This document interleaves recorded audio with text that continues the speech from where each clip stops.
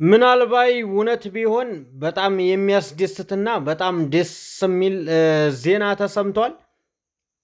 እውነት ይሁን ውሸት እንግዲህ አላህ ብቻ ነው የሚያውቀው። ግን እውነት ቢያደርገው በጣም ደስ ይላል። ሊሆንም ይችላል። ይህ ነገር ብዙ ጊዜ ስለተደጋገመ እርግጠኛ ነኝ እውነት ነው ብዬ እኔም አምኜበታለሁ። አሰላሙ አለይኩም ወረሕመቱላህ ወበረካቱ። ውድና የተከበራችሁ የቻናሌ ተከታታዮችና እንዲሁም ጓደኞቼ እንዴት ናችሁልኝ? ደህና ናችሁ ወይ? ሁሉ ሰላም፣ ሁሉ መልካም ከኔ ጋር አልሐምዱሊላህ። እናንተስ እንዴት ናችሁ? ሰላም ናችሁ ወይ? ሮመዳን ከእናንተ ጋር እንዴት ነበር? የሮመዳን ቆይታ ከስራ ጋር እንዴት ነበር? ሁሉ ሰላም ነው አልሐምዱሊላህ። ያው እንግዲህ የሮመዳን መጨረሻ ደርሰናል። በሮመዳን መጨረሻው እንግዲህ በጣም ደስ የሚል ዜና ተሰምቷል። እሱ ነገር ምንድን ነው? ሀኒን ብዙዎቻችሁ ታቋታላችሁ። ሀኒ ሸዋዋ ሪያድ ልብስ ነጋዴ የነበረችውን ብዙዎቻችሁ ታቋታላችሁ። እሷ እንግዲህ በባለፈው ብዙዎቻችን ቪዲዮ ሰርተናል። በዩቱብም በቲክቶክም ቪዲዮ ያልሰራ ይኖራል ብዬ አላስብም። ያም ሆነ ይህ እንግዲህ ዛሬ ላይ የተሰማው ዜና ሀና እንዳልሞተች፣ ሀና ሙታ ሳይሆን የውሸት መረጃ አውጥተው ኢትዮጵያ ቤተሰቦቿም እንዲረዱ በሳዑዲ አረቢያ ባሏም እንዲሁም እህት ወንድሞቿ እንዲረዱ የተደረገው የውሸት መረጃ እንደሆነ ዛሬ በግልጽ ተነግሯል ማለት ነው። ይሄ ማለት ልጅቷ በሚመሩት ደላላዎች መንገድ እየመሩ ባሉበት ሰዓት መሀል መንገድ ላይ ድንበር ላይ ሲደርሱ ከደላላዎች እጅ ከጓደኞቿ አብረው ከሚሄዱት ደክማለይ ብለው በመለየት እንግዲህ የድንበር ላይ ተቀምጠው ያሉ አረመኔዎች አግተው እንዳስቀመጧት ነው የተሰማው። ደክማለች፣ በኋላ ከሚመጡት ጋር እሷ ትመጣለች፣ እናንተ ወደ የመጣችሁበት ዓላማ ብቻ ሂዱ ብለው ጓደኞቿን አባረው በዚህ ቁጥር ጠይቁን፣ መጨረሻ ላይ በዚህ ቁጥር ታገኟታላችሁ ብለው ከሰጧት በኋላ እነዛ ሰዎች ጓደኞቿ ያንን ቁጥር ይዘው ከሄዱ በኋላ ከራርመው ሲደውሉ እሷ ሙታለች ቀብረናታል ብለው ያሉት ያገቷት ናቸው። እነሱም ሙታ ቀብረናታል ሲሉ እነዛ ጓደኞቿ ኢትዮጵያ ደውለው ሀኒ ሙታለች ተቀብራለች ብለው ያረዱት እነሱ ናቸው። በትክክል ግን ልጅቱ ታግታ ድንበር ላይ እነሱ ጋር አስቀምጠዋት ነው እንጂ አልሞተችም፣ በህይወት አለች እየተባለ ነው። በጣም እውነት ከሆነ በጣም ነው ደስ የሚለው።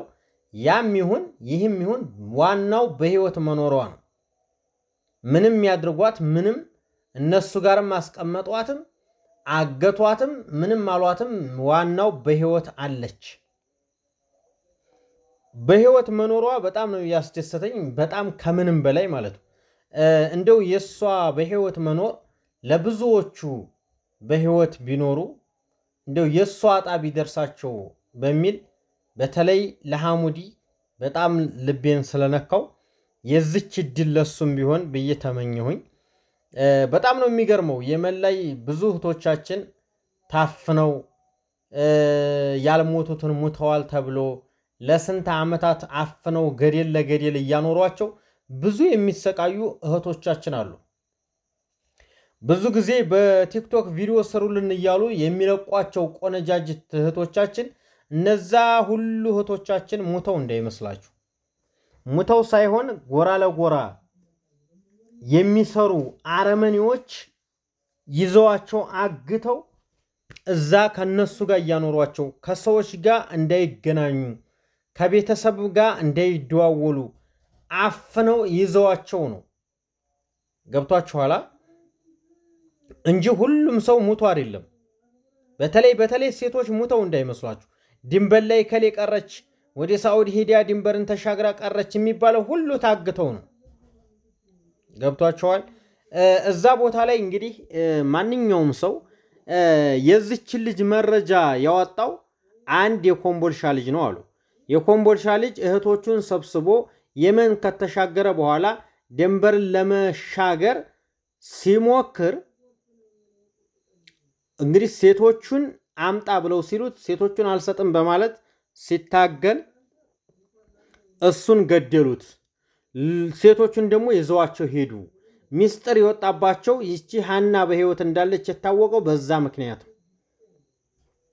ስለዚህ የሀና ቤተሰቦች መቼም ሁለተኛ ቤተሰቦቻቸውን ቅስም ለመስበር ሙታለይ ብለው አልቅሰው ሀዘናቸውን ካወጡ በኋላ ሁለተኛ ልባቸውን ለማንጠልጠል የውሸት መረጃ አውጥተው ሀኒ አልሞተችም ብለው መቼም ለውሸት ቤተሰብ አይነገርም። ለቤተሰቡ የሚጨነቅ ለእናቱ የሚጨነቅ ለእህት ለወንድሙ የሚጨነቅ ሰው ይህን የውሸት መረጃ አውጥቶ ሀኒ አለች ብሎ አይነገርም። ምክንያቱም ሙታለይ ተብሎ ብዙ ሰው ረስቷታል። ገብቷችኋል? ወላድ ብቻ ነው እንጂ የማይረሳው በአሁኑ ሰዓት ማንም ትዝ የሚለው የለም ስለሷ ማለት ነው።